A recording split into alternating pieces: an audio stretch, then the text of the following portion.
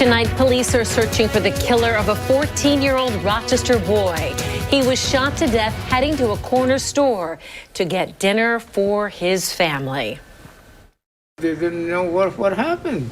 And then they looked, and the young guy, he was collapsed right here. Police say they're not sure if the teen, Julius Greer Jr., was the intended target. Good evening, I'm Jenny Ryan. And I'm Doug Embledge. Greer's family believes he was mistaken for someone else. As 13 Wham's Carla Rogner found out tonight, the owner of the store where Greer was heading says he was a good kid. Yeah, Greer was a frequent customer of the store in his North Street neighborhood. It was right near his house. Sunday night when he went there for his family's dinner, he never returned home.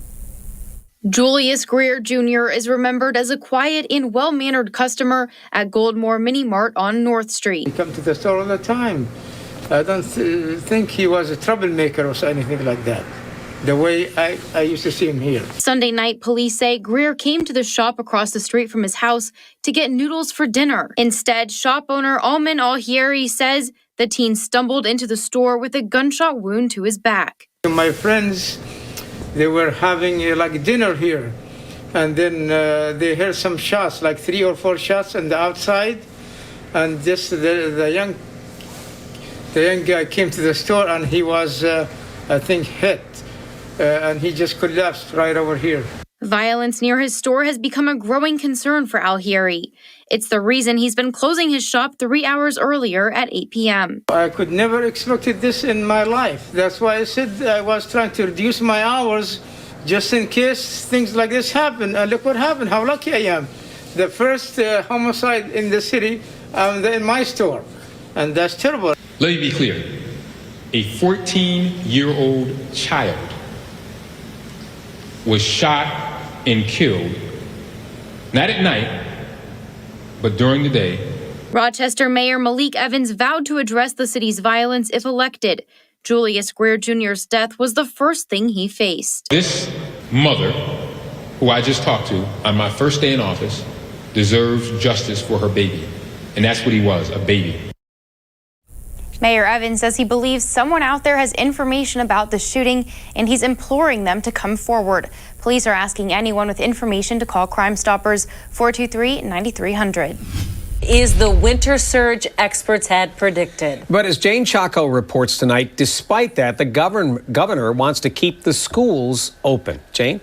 Doug, Jenny, while the Rochester Teachers Union is pushing for temporary remote learning, the governor stated today that the best option for students is to stay in school. The state says the city will get enough test kits to have a test to stay program, and each student will be sent home with a test kit.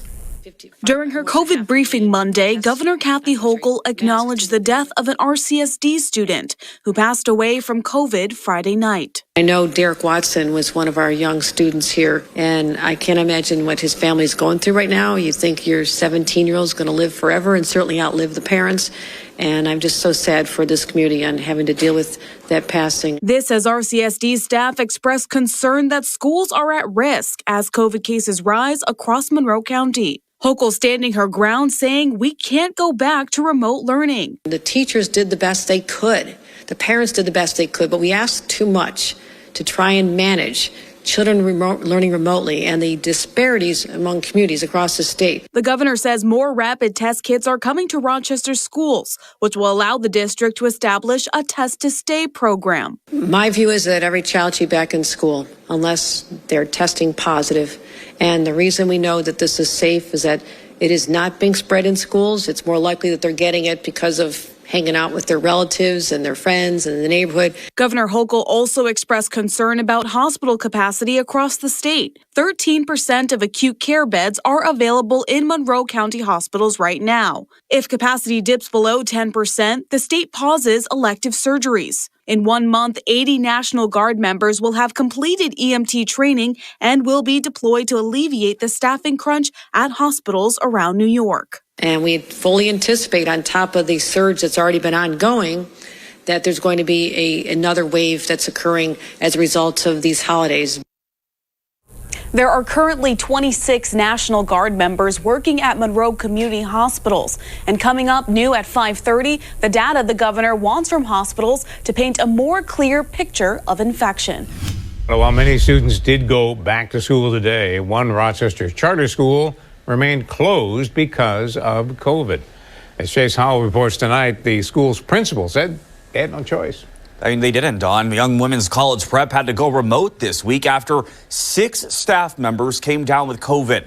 Other schools throughout Monroe County returned to business as usual, but say they're ready to go remote if necessary.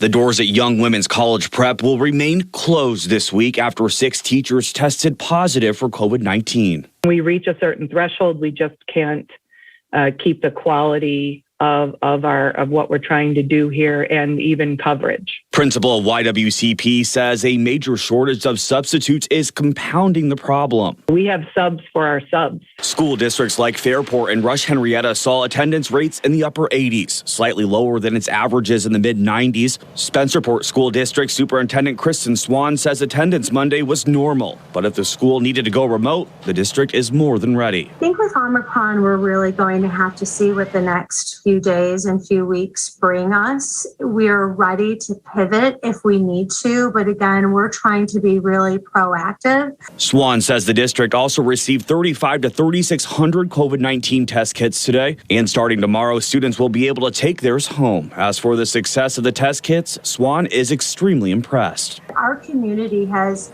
taken these tests to, testing at home very serious. Parents have contacted me today saying that we proactively test. We did find some students who had COVID who didn't come to school today because of those tests. YWCP says as much as it wants to keep kids in the classroom, it may need to go remote more frequently. Now, do I think we're going to continue to see these pockets and could be at risk of a need for another short-term one? Yes.